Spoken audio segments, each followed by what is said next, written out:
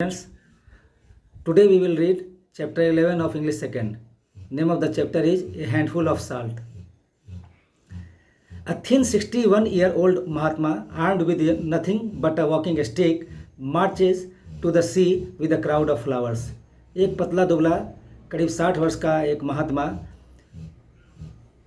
जिसके हाथ में एक लाठी है समुद्र की तरफ जा रहा है और अपने अनेक हजारों की संख्या में अनुयायियों के साथ समुद्र की तरफ जा रहा है. Read what fascinates two young boys in a small village in Gujarat as they wait for बापू. चलिए पढ़ते हैं कि इसमें क्या आकर्षण दो बच्चों को नज़र आता है, दो नौजवान लड़कों को, कि वे भी देखने के लिए निकल पड़ते हैं. और वो व्यक्ति कौन है? बापू हैं. धनी and Gokul climbed up the tallest people tree. धनी और गोकुल दो लड़के हैं जो एक बहुत ऊंचे से पीपल के पेड़ पर चढ़े हुए हैं. It was the best spot for a long distance view. ये जगह जो है बहुत दूर, एक बार में बहुत दूर तक देखने के लिए बहुत उपयुक्त जगह है. They could see the rough village track for miles as it snaked away beyond the huddle of mud thatched huts to run along the Sabarmati river. यहाँ से मीलों तक गांव का सर्पीला रास्ता जो कि झोपड़ियों से के बीच से होकर गुजरता है और साबरमती नदी तक जाता है, वो दिखाई दे रहा है. दिस मॉर्निंग द रिवर ले glistening in the early morning light. सुबह सुबह साबरमती नदी का पानी सूरज के रोशनी में चमक रहा है. No one knew when the procession would come. किसी को मालूम नहीं है कि महात्मा गांधी की ये यात्रा कब आने वाली है. So the two boys had come prepared for a long wait. इसलिए ये दोनों बच्चे पूरी तैयारी के साथ आए हैं क्योंकि हो सकता है कि ज़्यादा देर लग जाए.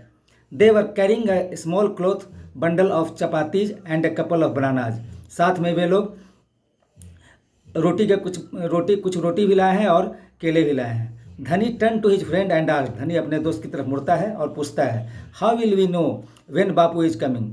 हमें कैसे मालूम चलेगा कि बापू आ रहे हैं. Will there be someone beating a drum singing and dancing. क्या कोई ड्रम बजाता दिखाई देगा, कोई गा रहा होगा, कोई नृत्य करता होगा. गोकुल ग्रिन्ड एंड सुक हिज हेड. गोकुल ने अपनी दांतें निकाल दी और अपना सिर हिलाते हुए उसने कहा, what do you think this is a नौटंकी शो. तुम्हें क्या लगता है कोई नौटंकी है जो ढोल वगैरह बजता रहेगा. The village had been talking of nothing else but the march for days. गाँव में सभी जगह कुछ दिनों से लगातार इसी बापू की इसी यात्रा के बारे में चर्चा चल रही थी. From what I can understand.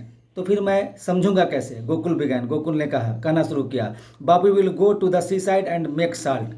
बापू समुद्र के पास जाएंगे और वहाँ नमक बनाएंगे. Salt, why salt. नमक क्यों. धनी आस्क्ड एस्टोनिश्ड. धनी ने आश्चर्य होते हुए पूछा. Burning English goods, wearing khadi, that made sense. Why walk for days and then instead of a big and exciting bonfire of foreign goods make salt. अंग्रेजी कपड़े वगैरह जलाना तो ठीक है, ये तो बात समझ में आती है, लेकिन इतने दिनों तक इंतजार करो और उसके बाद समुद्र के नज़दीक जा कर के और नमक बनाओ. ये तो मुझे इसमें कुछ बहुत ज़्यादा ये आकर्षण करने वाली बात नज़र नहीं आती.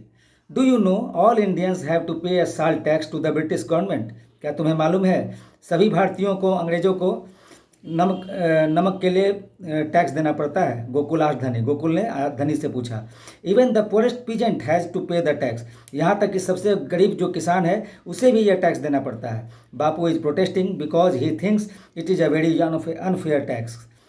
बापू इसीलिए इसका विरोध कर रहे हैं क्योंकि उन्हें यह लगता है कि यह बिल्कुल गलत टैक्स है. By law we are not allowed to make salt. अब यहाँ ब्रिटिश कानून के हिसाब से हमें ये इजाज़त नहीं है कि हम खुद नमक बनाएं. We have to buy it from the government. हमें इसे सरकार से खरीदना होता है.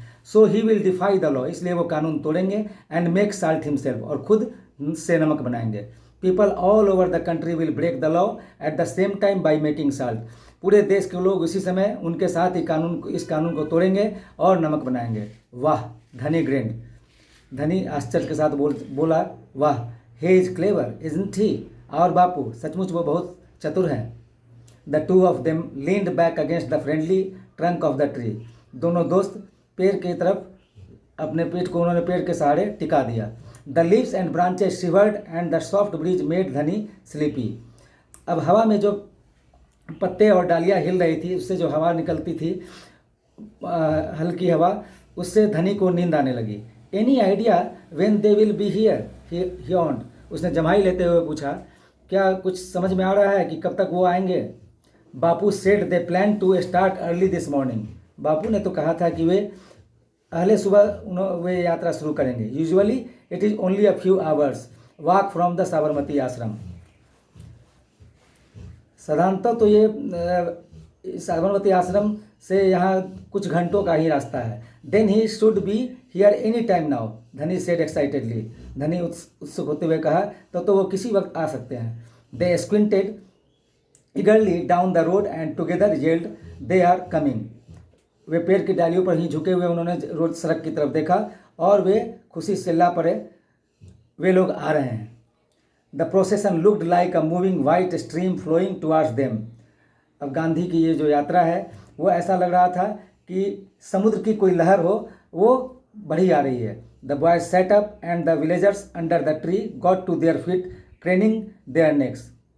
बच्चे उसी जगह बैठ गए और गांव के लोग पेड़ के नीचे खड़े होकर के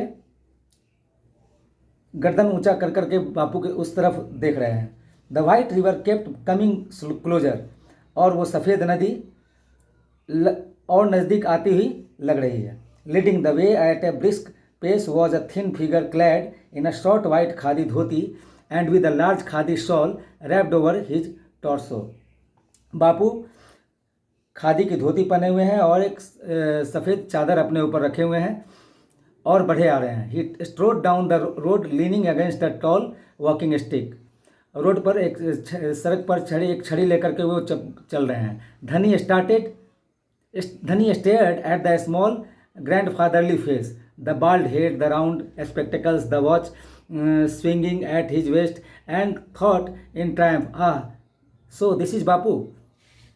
धनी ने उनकी तरफ देखा, वो उसे बापू का चेहरा बिल्कुल दादाजी की तरह लगता था और बाल उनके सिर में बाल नहीं थे। द राउंड स्पेक्ट, और उनके कमर में एक घड़ी लटक रही थी। वो खुशी से चिल्ला पड़ा, तो यही बापू हैं, Mohandas Karamchand Gandhi. Bapu was also the Mahatma और the great soul. Mohandas Karamchand Gandhi कहो, बापू कहो या महात्मा कहो या इंग्लिश में उसे great soul. Okay, rest part of the chapter we will read in next video.